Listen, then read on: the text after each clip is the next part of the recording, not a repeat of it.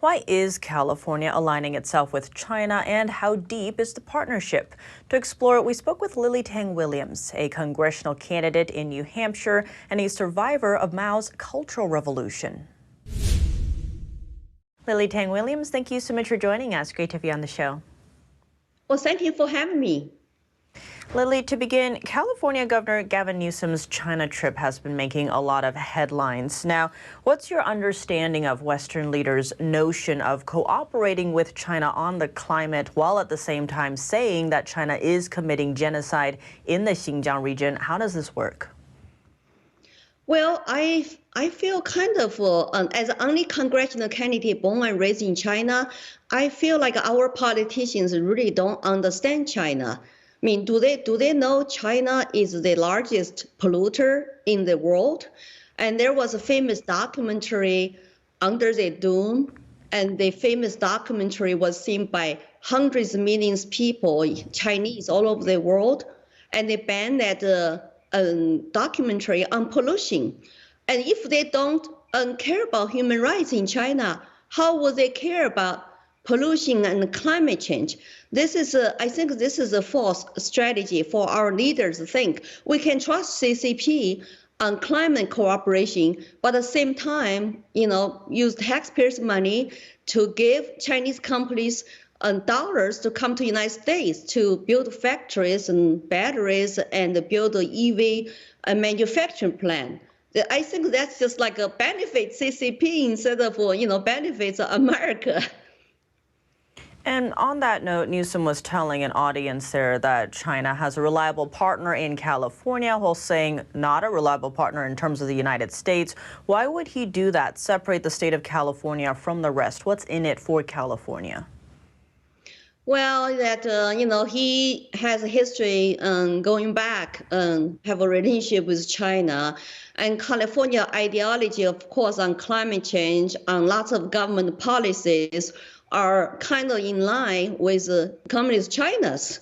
When you talk about, big government and talk about climate change ideology, equity, but not really pay attention to regular Americans' needs. Like for example, governor wants to ban gas cars by 2035 in California. How is that going to affect the California business people's lives and regular taxpayers' lives? Affect its economy. So I don't think lots of California people, if they know the truth, will support what he's doing. And China has a controlling 80% of world battery industry. So our green new energy dollars are going to Chinese companies.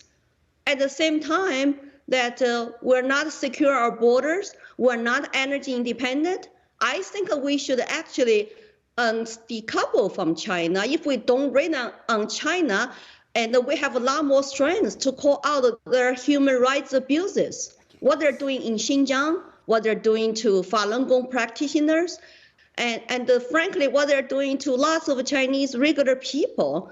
And we got to separate Chinese people from the Chinese totalitarian government and call out their human rights abuses. That should be the moral role for the United States to play instead of relying on China for climate change cooperation and give them more our tax dollars. It's just, to me, a Democrat Party have really adopted the wrong policy when it comes to China. And on that note, in your view, how has the Chinese Communist Party pulled in people like Newsom and other politicians? Through money, through connections, and through infiltration. And of course, Newsom have given lots of money already to Chinese company BYD in California, even during pandemic. Give $1 billion to the company to buy masks without bidding process, and now allow Chinese company to come to California to bet on infrastructure. And the Chinese companies are in Democrat-controlled state, Michigan, Illinois, to build battery factories, even though those Chinese companies are all CCP companies. People got to understand there's no true private big companies in China. They're all controlled by one-party dictatorship. Some are working on military projects. So this kind of corruption is dangerous to our national security. And if we look at history, it seems especially the U.S. and the West has a history of using diplomacy to try and change the Chinese Communist Party. Is that the right approach? How should we be approaching the Chinese regime? Well, United States people for a while have this romance about Middle Kingdom and think that through free trade we will change China. But if you look at today, China is going backwards.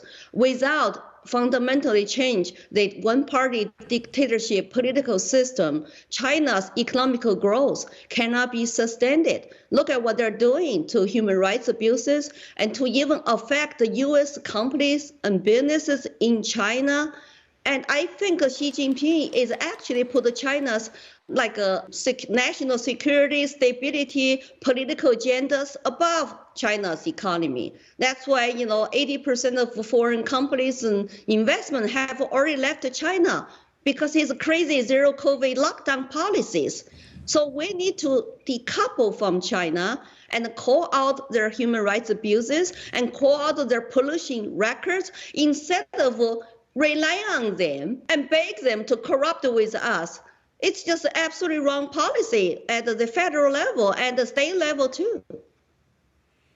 Well, Lily Tang Williams, thank you so much for your time. Thank you for having me.